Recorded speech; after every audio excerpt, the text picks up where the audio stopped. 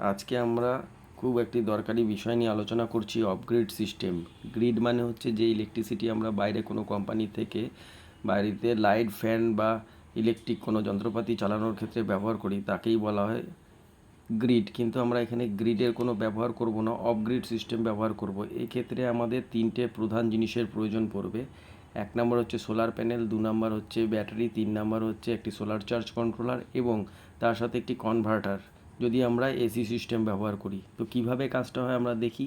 সূর্য থেকে সকালবেলায় যে সূর্যের আলো প্যানেলে পড়ে, সেই প্যানেল থেকে কিন্তু বিদ্যুৎ তৈরি হয় এবং সেটি কিন্তু সোলার চার্জ কন্ট্রোলার হয়ে লাল এবং কালো তার দিয়ে আমরা দেখাচ্ছি, পজিটিভ এবং নেগেটিভে এসে সোলারের চার্জগুলো কিন্তু জমে এবং সেটিকেই কিন্তু আমরা ডিসি বা ডাইরেক্ট কারেন্ট হিসেবে ব্যবহার করতে পারি, অথবা পরবর্তীকালে আমরা ইনভার্টার বা কনভার্টারের মাধ্যমে পরিবর্তন করে ঘরের ফ্যান, লাইট বা অন্যান্য এসি থেকে শুরু করে বিভিন্ন ধরনের যন্ত্রাংশ চালাতে পারি।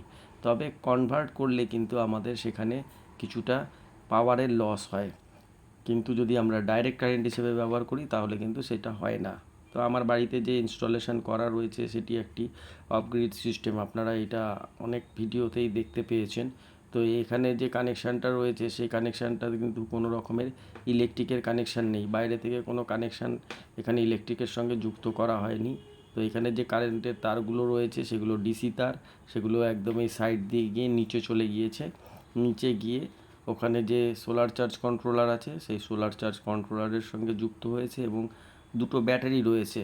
ব্যাটারিতে সারাদিনের যে সোলার চার্জ তৈরি হয়, সেই অর্থাৎ সোলারের বিদ্যুৎ তৈরি হয়, সেই বিদ্যুৎ স্টোরেজ হয় এবং সেই স্টোরেজ বিদ্যুৎ থেকে ঘরের সমস্ত রকমের যন্ত্রপাতি আমরা সারাদিন ব্যবহার করে থাকি। আমার অন্যান্য ভিডিওতেও কিন্তু আপনারা সেগুলো দেখে থাকবেন। তবে আমার ক্ষেত্রে আমি ডিসি সিস্টেম ব্যবহার করি, কারণ এখানে ডিসি সিস্টেমের লাভ বেশি, কিন্তু এসি সিস্টেম ব্যবহার করলে অনেক ক্ষতি হয়, কিছুটা পাওয়ার লস হয়। তো কিভাবে কাজটা হয় আমরা দেখে নিই। সূর্য থেকে যে প্যানেল সৌর বিদ্যুৎ তৈরি করে সেটা ডিসি বিদ্যুৎ থাকে, তো সেটাকে আমরা যদি এসিতে কনভার্ট করি তার জন্য আমাদের কনভার্টারের প্রয়োজন পড়ে এবং সেই বিদ্যুৎ আমরা ঘরে ব্যবহার করতে পারি ফ্যান চালানো বা লাইট জ্বালানো বা টিভি চালানোর ক্ষেত্রে, এবং বাকি অংশটা কিন্তু আমরা ব্যাটারিতেই স্টোরেজ হিসেবে রাখি। আর যখন রাত্রিবেলায় সূর্যের আলো থাকে না বা কোনো রকমভাবে আমরা সেই সব প্রোডাকশান পাই না, তখন যে ব্যাটারিতে চার্জ জমে আছে সেই জমা চার্জগুলোকে আমরা কিন্তু ব্যবহার করি।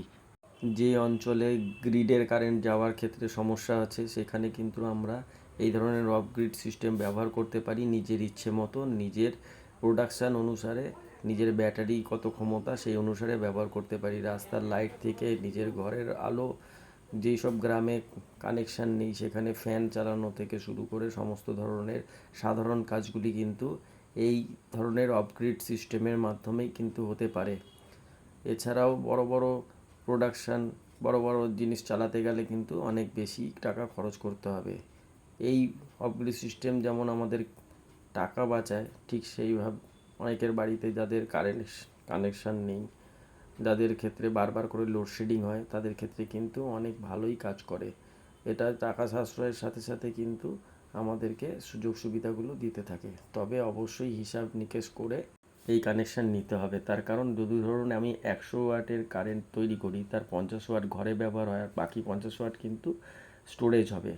অথচ যদি আমি ঘরে কারেন্ট ব্যবহার না করি, তাহলে যদি ব্যাটারি ফুল চার্জ থাকে তাহলে কিন্তু সে চার্জ নেবে না। 50 ওয়াট দিয়ে ব্যাটারি চার্জ করতে করতে যদি সে ফুল চার্জ হয়ে যায় তাহলে কিন্তু ওই যে এক্সট্রা যেটা ঘরে আমি ব্যবহার করছি না সেটা কিন্তু নষ্ট যাবে। আর যদি ফুল চার্জ না থাকে তাহলে কিন্তু ব্যাটারিও চার্জ হবে এবং সেক্ষেত্রে কিন্তু ঘরেরও ব্যবহার করা যাবে। আরেকটা যে সমস্যা সেটা হচ্ছে যে সোলারের ক্ষেত্রে সোলারের ব্যাটারি কিন্তু 5-6 বছর পর পর পাল্টানোর একটা দরকার হয়ে যায়, যা একটি খরচ সাপেক্ষ ব্যাপার। এছাড়াও ব্যাটারির রক্ষণাবেক্ষণের ক্ষেত্রে ডিস্টিল ওয়াটার একটি নির্দিষ্ট সময় অন্তর দিতে হবে এবং পরিষ্কার পরিচ্ছন্ন রাখতে হবে। বড় বড় অ্যাপ্লায়েন্স যদি চালাতে হয় সেক্ষেত্রেও কিন্তু আমাদের অনেক টাকা খরচ করে সোলার প্যানেলকে লাগাতে হবে বা ব্যাটারি ব্যাকআপকে বাড়াতে হবে, তাহলেই আমরা ব্যবহার করতে পারবো। কী কী সুবিধা পাই তাহলে আমরা হচ্ছে বিদ্যুৎ বিল শূন্য করতে পারি, লোডশেডিং মুক্ত করতে পারি, যেখানে কানেকশান নেই সেখানে আমরা কানেকশানকে দিতে পারি এবং কি এটা একটা পরিবেশ বান্ধব নিজের স্বাধীনতা অনুসারে আমরা কিন্তু চালাতে পারি, কোনো ইলেকট্রিক বিল দেওয়ার দরকার পড়ে না। কিন্তু সমস্যা হচ্ছে একটাই, যে প্রথমেই কিন্তু অনেক খরচ করে আমাদের ইনস্টলেশন করতে হয়, ব্যাটারিকে মেনটেনেন্স করতে হয়, নির্দিষ্ট সময়ে সেটাকে পাল্টাতে হয়। আর মেঘলা এবং শীতকালে কিন্তু আমাদের বিদ্যুৎ কিন্তু তৈরি কম হয়, এবং তাই কারণে আমরা কিন্তু সীমিত বিদ্যুৎ ব্যবহার করতে পারি। ভিডিও কেমন লাগছে সেই বিষয়ে অবশ্যই কমেন্ট করবেন, এবং কিছু জানার থাকলে অবশ্যই আমাদেরকে জানাবেন। নমস্কার, ভালো থাকবেন।